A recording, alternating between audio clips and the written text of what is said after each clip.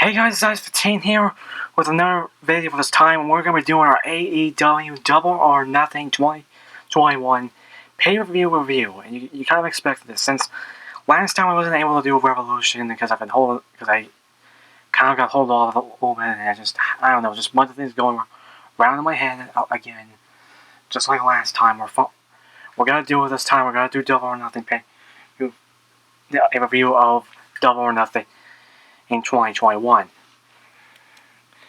Now, I will say, and also a quick shout out to Lion Toys. I kind of also want to congratulate for his 1st anniversary and the reason why he's not watching the AEW, and also possibly not doing the review on it. So, again, just quick shout out. I can understand not completely why he's not doing it, but again.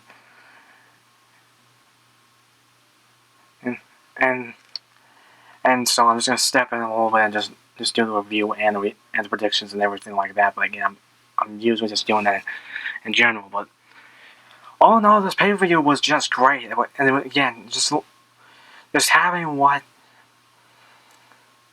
every match was pretty good. Some of the matches had a little slow after effect, some unexpected wins. We only have one title change, and it was on the one that I didn't really expect and anything like that.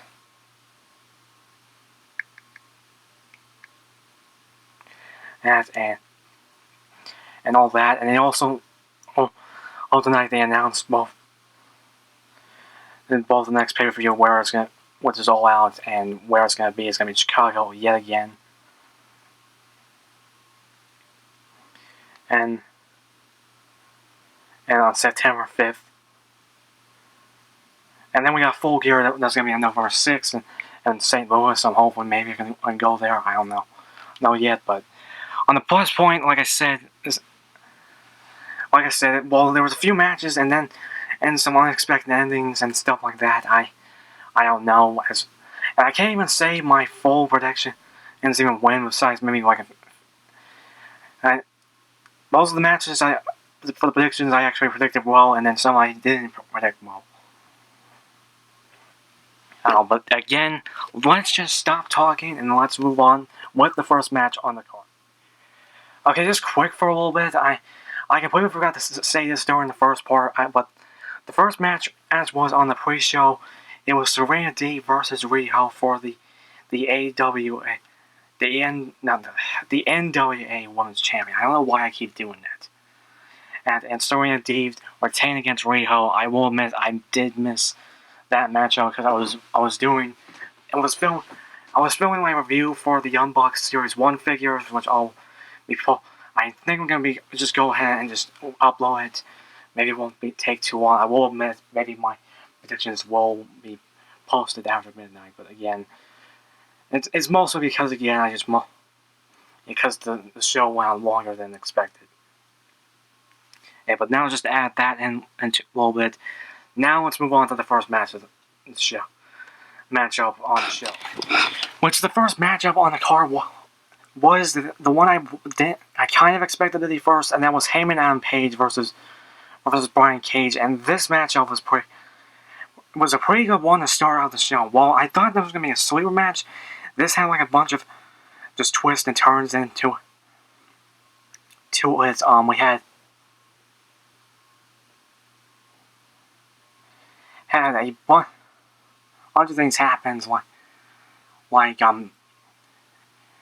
just dozen spots. We had Hayman doing his usual Ari moonsaults and also just to say, I am glad fans are just back in full force for this pay-per-view, because I literally just missed this. Well, we've been getting fans back slowly with just the kind of limited crowds during the time of the pandemic. We're back with full force in this. Yes, and I'm really very excited. I am for it. Again.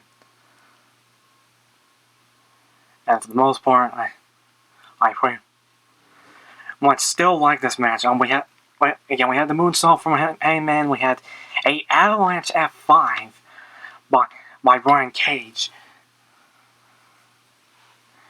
And which I had never seen that move done on as an avalanche move. We had Brian Cage almost do the buckshot lariat, but that get reversed by Hayman, and Hayman did an F5, and then we had Team Taz coming out with Hook distracting the referee, and Ricky Starks bringing out the bell out, but Brian Cage refused to have any help from either of them, and that ended up costing the matchup with him just after he was just arguing with them, and we got the buckshot lariat for him and Paige. 1, 2, 3. Hayman wins. I think this is going to be the point that Brian Cage is going to be breaking away from Team Taz. I just think that's kind of probably good with him. But again, of course, this might be leading up to an FTW championship match with Ricky Starks. But that's literally my guess at some points. But yeah, we're done with that match. Now let's move on to the next one. Next up is the AEW Championship match. I didn't even expect to be the second match in the show. Oh, I thought it would be later on, but I guess they just want to get this one out of the way because this match was kind of all crazy. Because when the Young Bucks first came out and they were wearing this kind of weird attire. They've been actually doing a lot of weird attires lately. Then as far as the jackets, it was kind of just paint just going down and stuff, or going up, and then it was just like a blue and orange combination of pants with zero print, and then also just having some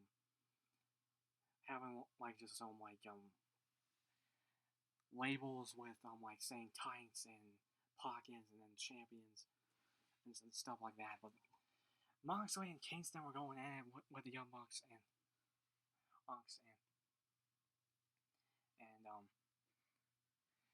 and they were just brawling for an easy maybe 10 or 9 minutes or 8 minutes or something along the lines of that before the bell rang. And then when they finally got in the ring, this match finally started. They were still going at it, and we had multiple little spots here and there. We also had Jon Moxley and Kingston taking out ran a cover before the match started. Alright, and then we also had some underhand tactics from the Young Bucks, and Conan using the aerosol spray and just knocking in Moxley between the eyes and busting them open. And we even had the Young Bucks almost doing the shield bomb to Jon Moxley. And then we even had the Good Brothers getting involved and instant taking out Luke Gallows and Frank Kazarian coming out to take out Anderson. And then also we had Moxley and Kingston doing the Doomsday Divine, also hitting Nick or Mac Jackson with one of their shoes that they stole. But ultimately it led up to the Young Bucks doing the BT trigger 4 times to Moxley, 1, 2, 3, and they were tamed. So in my predictions, I predicted Jon Moxley and Kingston to win, but ultimately it was just Young Bucks winning. And I think they were going to. I don't know who they're going to face in this Friday, but I kind of already forgot. And this is so that is it. Let's just move on. And the next match is the Casino Battle Royal, and this match was pretty good overall. It didn't last a little bit long. It lasted long, but then again, it is a Battle Royal. Casino Battle Royal. Basically starting out the matchup was Christian and Matt Sydal, Will Hobbs, Dustin Rhodes, and Matt Caster. I didn't expect Christian and Matt Sydal and Will Hobbs to start the match. I can't even say Dustin Rhodes. I expected him to start the match, but again, it's basically happening. There was a few changes because QT Marshall was injured before the matchup, which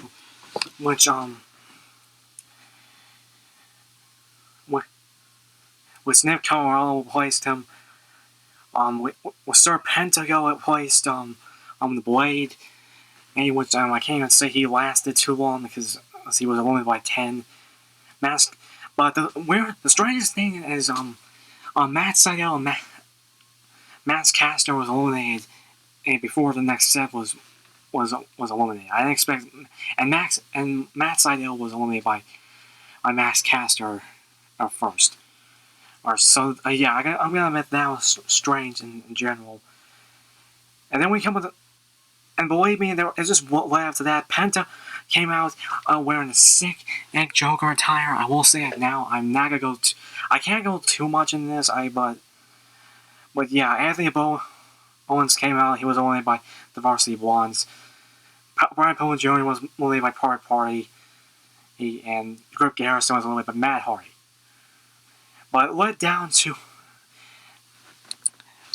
also the Joker coming out, and it was Leo Rush. I did not even expect him to be here.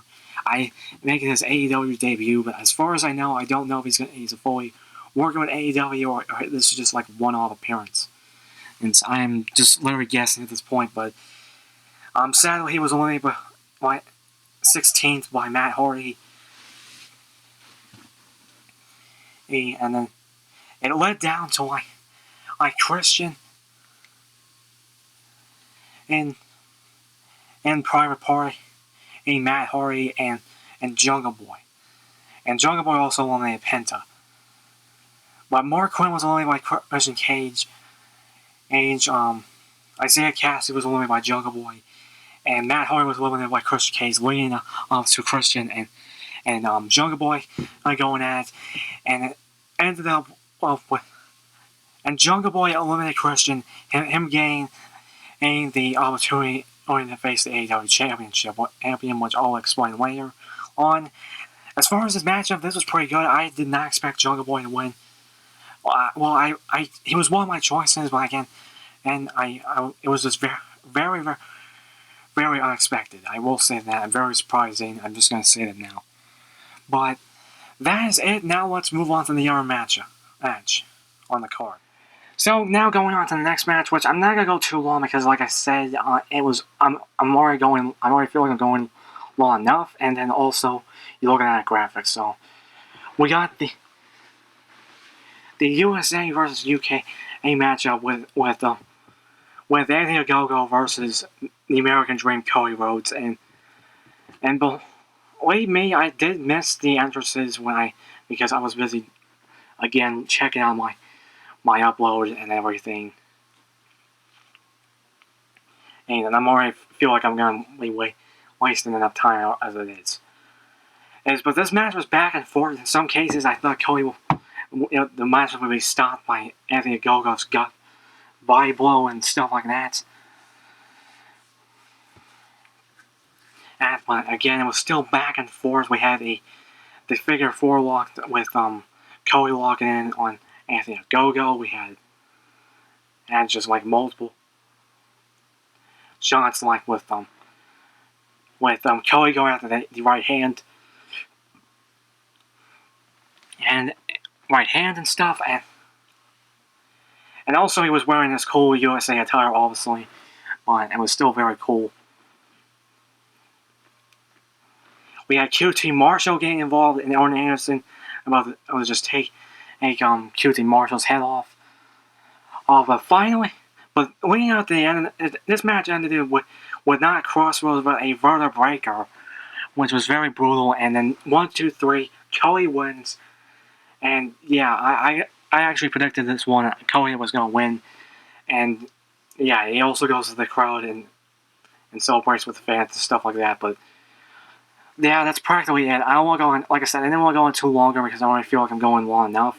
And now let's move on to the next, which is the TNT Championship match with Miro defending his champion against Lance Archer, who is alone because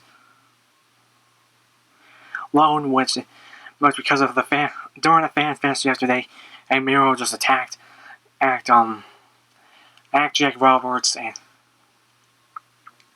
and also and that's why he can't be like just near in Lance Archer's corner, and so he was just basically just angry, and even knocked off Justin Roberts off his like just group for a little bit for the announcing part of the thing. I mean, I don't know what to call it. I can't say when we knocked him out of the ring, but just knocked him out of the way just because he was just going at it. And we started out with and out of the gates, he just goes after Miro during before he even get in the ring. And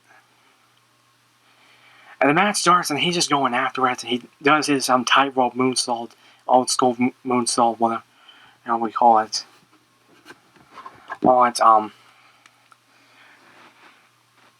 for the most part. We had Miro throw and Lance Archer at the fans, or I think now the fans. It's just hard telling at this point if they're still doing the wrestlers around the ring and everything like that. And then we have Jake Roberts coming out. Also, it's his 66th birthday today, and which is another thing. And Miro throws Jake Roberts at Pet Snake, and across onto the stage. Which hopefully that snake's okay. I'm not. I can't. I'm a little bit irksome with snakes, but it's still like an animal, a living animal, and stuff like that. But it leads up to Miro locking the game over, the kind of like ultimate version of the game over, was just him stretching his back all the way back, and Lance Archer passes out again, and it kind of expected that since they just mentioned that he had spinal surgery years back. But that's it. Miro retains. I literally predicted Miro to retain. So, that is it. Now let's move on. Next up is the AEW Women's Championship match with Hikaru Shida against Dr. Britt Baker, DMD. And this match, I will also admit, I missed a little bit because I was ordering a few things from Shop AEW, and I just didn't. I missed a little bit. I missed the entrances and a little bit of the matchup. I will say that now, but it was still a crazy back and forth match. We had Britt Baker basically just kicking out of the a Falcon Arrow, the Thomas Shees and stuff. Even Britt Baker pulling out some underhand tactics and getting Rebel involved. Even though, well, first distracting Hikaru Shida grabbing the title belt, but it also backfired a little bit because when she was trying to hit the crutch onto Hikaru Shida, she ended up hitting Britt Baker. I will say that, but again, and we got that. Even while the referee was distracting, Britt Baker hit Hikaru Shida with a title belt. They even did a curve stomp to Hikaru Shida on the title belt, but still kicked out. Also, Reba got ejected by the referee. But yeah, there was Thomas Shees, even doing the Thomas Shees, Britt Baker still kicked out. But it led up to the lockjaw, with Britt Baker locking it fully and to like everything. And Hikaru Shida taps out, and Britt Baker is your new women's champion. I didn't really expect this. I thought that we were going to keep doing this longer, but no, I think it's Britt Baker's time now. I'm still okay with this win, and this was kind of I think the only prediction that the match that I didn't predict it right. But again, that is it. Let's move on. I am really just need to move on. Next up on the card is the Sting Toriel Allen versus Scorpio Sky and Ethan Paige match, and this match was pretty good too. Sting's first match in 6 years. I couldn't help them like this. I was a little late for it, so because I think I was getting something to eat, but it started on the brawl before the matchup, and with Darby doing a suicide dive on Ethan Paige and Scorpio Sky, and then we had Sting and doing a crossbody of the poker chips, and also on showing the singlet for the first time in AEW. He didn't show it during his last cinematic last match, which was a street fight. But yeah, we had like a bunch of things going on with this matchup. We had like just Darby Allin and Ethan Page going at it with their history.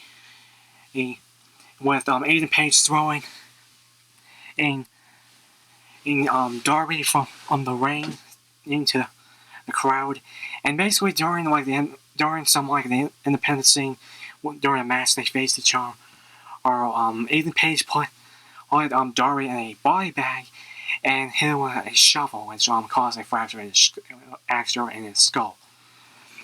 But yeah, we also had the Scorpio and Deadlock locked in on Ethan Page, and then Scorpio logging the heel hook on Darby. And they were trying to get Ethan and Darby was trying to gouge each other's eyes out. But it led up to like the Scorpio Sky and Sting going at each other, Sting reversing a cutter or by hold on to the rope and turn it into a Scorpion Death drop. And 1, 2, 3, Darby and Sting won again. This was the match I was expecting to win since. Again, I don't think we're going to have like Sting's first match in 6 years and lose against Scorpio on Ethan Page. I don't know where they go from here, but again, that's probably it. Now let's move on to the next matchup since I don't want to go on too long today. We have the three-way match for the AEW Championship, the AEW World Championship, and stuff. Like that, we had Pac, Orange Cassidy, and Kenny Omega. We had Kenny coming out with all his belts, with the Triple A Mega Champion, the TNA, the Impact World Championship, Unified Championship with all 4 belts. And then we had, like I said. But as far as this match, this was pretty great. It was a little bit slow at first, I will be honest, but again, it did pick up very quickly. We had like Orange Cassidy going left to right to Kenny and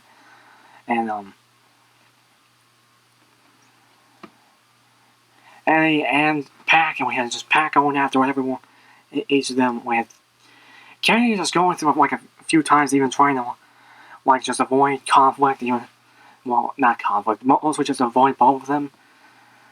Even doing V-triggers left to right to both of them. Them again. I think he was even trying to go for a avalanche one-legged angel. Oh, we had Orange Cassidy almost stealing a win from Pac.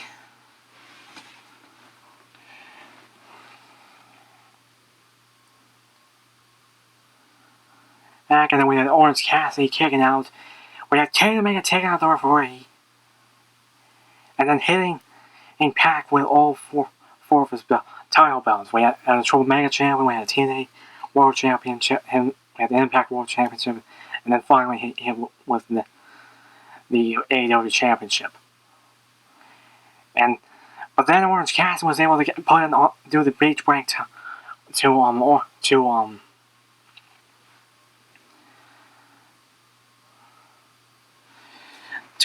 Kenny Omega. Also, Don Callis got involved because after we've seen Kenny almost losing, and he decided to just interfere. And he was still doing it, and then finally Aubrey Edwards came out to replace the referee that got taken down. And Kenny Omega kicking out and then turning it into a crucifix pin, and then we get the 1, 2, 3, or sort of the 1, 2, 3, which me and my brother were watching it, and we were a little bit confused if it was going. That was actually a 3 count. I will say it now. I don't know, but Kenny Omega retains is kind of what I predicted. Even though I thought Orange Cassidy or maybe Pac would win, probably more Pac to win because I kind of see him more with the belt. But no offense to Orange Cassidy. Also, Orange Cassidy even put the hands in the pocket to avoid a avalanche, a German suplex, or at least a snapdragon. But on the plus point, as for the most part, again, Kenny retains. He's going to be facing Jungle Boy in 2 weeks. And we also have a bunch of things going on AEW on Friday Night Dynamite. And then they also announced a new AEW show that's going to be on Friday, and that's AEW Rampage. And then we have they basically said Mark Henry is now going to be one of the broadcast colleagues, and everything. But now, since that's done, enough talking. Now let's move on to the main, which is the Stadium Stampede match. And oh my freaking god, I really love this match. I kind of almost like it a little bit more than last year's. People are probably gonna still think this is kind of like over the top and everything, but I don't know. It was just kind of okay. We had the Pinnacle coming in with a limousine, or at least just MGF, because I was wondering why it was just him coming out of the stretch limousine. And we had the Inner Circle doing an epic entrance with just propelling down from the Jumbotron, or whatever it was called. Oh, and then finally the rest of the Inner Circle comes, not the Inner Circle, the rest of the Pinnacle comes out with FTR's truck. And we basically just have a whole fight on our hands with everyone just scattering everywhere. We had Shawn Spears fighting with Sammy Guevara. We had FTR fighting with Santana Ortiz. We had Hager fighting with Wardlow, and then we have we have also Jericho and MJF fighting it out. And they were going all over the place. We had MJF and Jericho fighting all over the stadium. And then leading up to like just the cafeteria area, and then into the offices, and they even had the Jacksonville Jaguars coaches there. And they've been fighting in the manager's, always just the corporate office, and basically, and then throwing MJF and busting him open. We had Wardlow and Hager fighting each other through just the walk-in freezer, and even going through a wall into the kitchen. And then Hager doing a choke slam to Wardlow through like a shelf type thing. I will say that now. I don't exactly know what it is. I don't know. We just had like a one-sided fight with MJF and Chris Jericho. We had like Canadian God versus the Spanish God with Spears and Guevara. We had just a hoss fight, and we had just a team with FTR versus Santana Ortiz, and they were fighting in a club or nightclub, or just a VIP lounge or something on the lines of that. And then we had Conan, which I have no idea who that is. It's not Conan O'Brien, it's someone else named Conan. And so sorry if I'm not people possibly a fan of it and stuff like that. Now, and then we had Santana and Das Harwood and Cash Wheeler just flying in an elevator, and that was probably it. And that was basically it with those two. But going on to mostly with Shawn Spears and Sammy Guevara, they were flying with chairs and everything, and just flying all around the stadium, like I said. And then Shawn Spears was getting chased by the motorcycle club, the Inner Circle motorcycle gang, and then it led up to mostly just MJF and Jericho fighting, and Hager, and now Guevara and Spears going back to Daily's Place Arena, and even Guevara chasing Sammy Guevara are there.